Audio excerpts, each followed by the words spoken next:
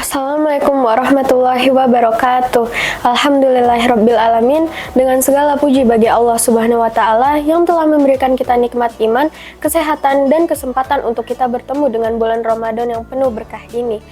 Dan tak lupa salawat serta salam kepada junjungan Nabi Agung Nabi Muhammad SAW yang telah membawa kita dari zaman kegelapan ke zaman terang benderang. Sebelum saya memulai kultum, perkenalkan saya Nisrina Laika Maritza dari kelas 8E. Di sini saya akan menceritakan kisah tentang Nabi Ilyas alaihi salam mendatangkan makanan dari langit. Setelah masa Nabi Sulaiman, kaum Bani Israel terpecah menjadi beberapa kelompok. Masing-masing dari mereka mengangkat pemimpin sendiri-sendiri. Padahal Nabi Sulaiman telah menunjuk penerus yang sah, namun perpecahan tetap tidak bisa dihindari. Semakin lama, mereka yang semakin terpisah jauh, semakin melupakan ajaran Nabi Sulaiman. Hingga suatu ketika, lahirlah raja yang sangat kuat. Dia adalah Raja Ahab. Selama dia berkuasa, dia membangun banyak sekali kuil pemujaan untuk dewa Baal, dewa kuno yang pernah disembah oleh kaum Kan'an. Patung Baal ini menjadi patung paling besar di seluruh kota ini, menjadi kebanggaan bagi kita semua. Teriakan raja itu disambut dengan meriah oleh seluruh rakyat. Rakyat semakin hari, mereka semakin menjauh dari ajaran yang benar. Hanya sedikit sekali orang yang masih beriman kepada Allah. Salah satunya adalah Nabi Ilyas alaihi salam.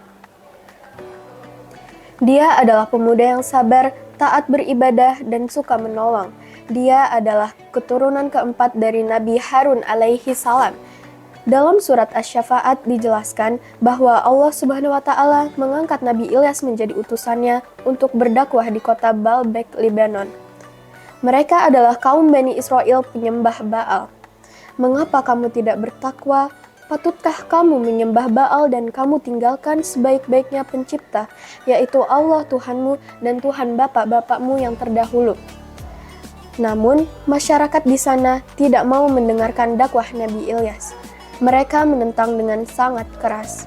Para warga pun berdiskusi tentang apa yang seharusnya dilakukan ke Nabi Ilyas, karena dakwahnya yang semakin hari semakin meresahkan warga. Meskipun banyak hambatan, Nabi Ilyas tetap sabar dan terus berdakwah menyebarkan ajaran yang benar. Tidak hanya kepada rakyat Bani Israel, Nabi Ilyas juga menghadap kepada Raja Ahab dan menyuruhkan untuk meninggalkan berhala.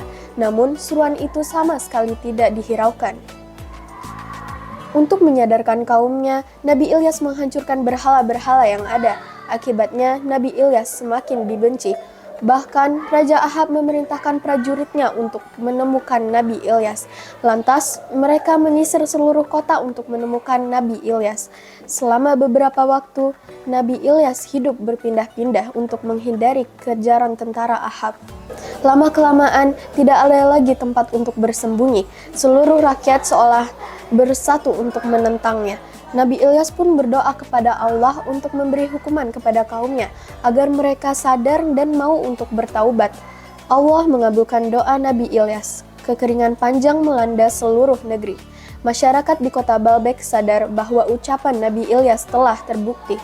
Bertobatlah, ajak Nabi Ilyas. Namun mereka justru semakin membenci Nabi Ilyas dan mengancam akan membunuhnya. Untuk menghindari kekejaman kaumnya, Nabi Ilyas pergi ke Gunung Qosyun untuk bersembunyi.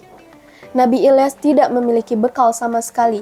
Lantas, bagaimana cara Nabi bisa bertahan? Allah menuntun Nabi Ilyas ke Sungai Kerkit. Di sana, dia mendapatkan air untuk minum. Sedangkan untuk makan, Allah mengutus para burung yang datang pada pagi dan sore hari. Para burung ini membawakan makanan untuk Nabi Ilyas. Sungguh karunia yang luar biasa. Kekeringan terus-menerus berlangsung, sehingga akhirnya Sungai Kerkit pun mengering. Nabi Ilyas memutuskan untuk pergi dari sana dan mencari tempat tinggal baru yang lebih aman. Dalam perjalanan, Nabi Ilyas hampir saja tertangkap para prajurit Raja Ahab. Untung saja ada satu keluarga baik hati yang bersedia untuk menolong dan menyembunyikan Nabi Ilyas. Keluarga itu tidak bisa menjamu Nabi Ilyas karena tak memiliki makanan. Nabi Ilyas kemudian berdoa kepada Allah Subhanahu wa Ta'ala untuk mencukupkan makanan mereka, dan Allah mengabulkannya.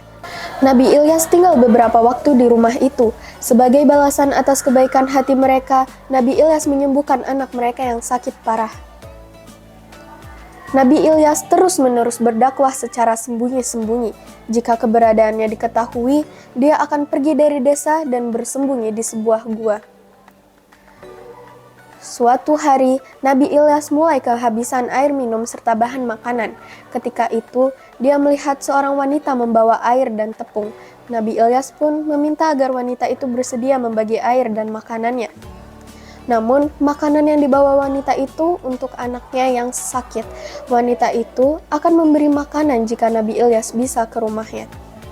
Di rumah wanita itu, Nabi Ilyas berdoa kepada Allah, dan atas izinnya, tepung yang sedikit tadi berubah menjadi sangat banyak. Wanita itu pun bergegas memanggang roti. Dia ingin memberikan roti yang hangat untuk anaknya. Selama ini, anaknya sudah cukup menderita karena sakit dan tidak bisa makan dengan benar. Namun, sebelum roti itu matang, sang anak telah meninggal. Wanita itu merasa sedih. Nabi Ilyas melihat ketulusan dan kebaikan hati dari sang ibu. Sebagai balasan atas kebaikannya, Nabi Ilyas memohon agar Allah menghidupkan kembali anak itu. Anak itu pun hidup kembali.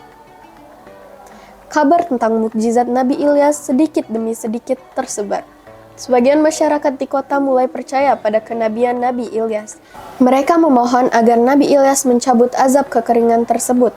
Jika Nabi Ilyas menolong, mereka akan percaya kepadanya dan beriman hanya kepada Allah. Atas seizin Allah, hujan pun turun, sungai kembali mengalir dan tanah kembali subur. Ternak-ternak pun sudah mulai kembali sehat. Namun, sayangnya, setelah kehidupan semakin membaik, masyarakat di kota itu kembali menyembah berhala. Mereka tidak lagi mau menyembah kepada Allah Subhanahu wa Ta'ala. Karena itulah Allah kembali menurunkan hukuman. Gempa bumi yang dahsyat pun datang, seluruh kota menjadi hancur, dan masyarakat kembali hidup sengsara. Itu adalah hukuman yang pantas untuk mereka. Nabi Ilyas terus berusaha untuk menyadarkan mereka. Mereka yang mendustakannya akan diseret ke neraka, kecuali hamba Allah yang ikhlas menyembahnya. Nabi Ilyas terus berdakwah untuk menyebarkan tauhid. Menurut riwayat, amalan ibadah yang dilakukan selama 1 hari memiliki pahala yang setara dengan ibadah selama 2 tahun. Ini adalah mukjizat dari Allah karena Nabi Ilyas harus hidup berpindah-pindah menghindari kejaran tentara Raja Ahab. Mukjizat selanjutnya adalah Nabi Ilyas tidak pernah wafat. Dia diangkat ke sisi Allah sama seperti Nabi Idris. Kisah ini menunjukkan bahwa Allah Subhanahu wa Ta'ala senantiasa melindungi dan memberikan rezeki kepada orang-orang yang percaya dan taat kepadanya. Ini saja yang bisa saya sampaikan. Terima kasih. Wassalamualaikum warahmatullahi wabarakatuh.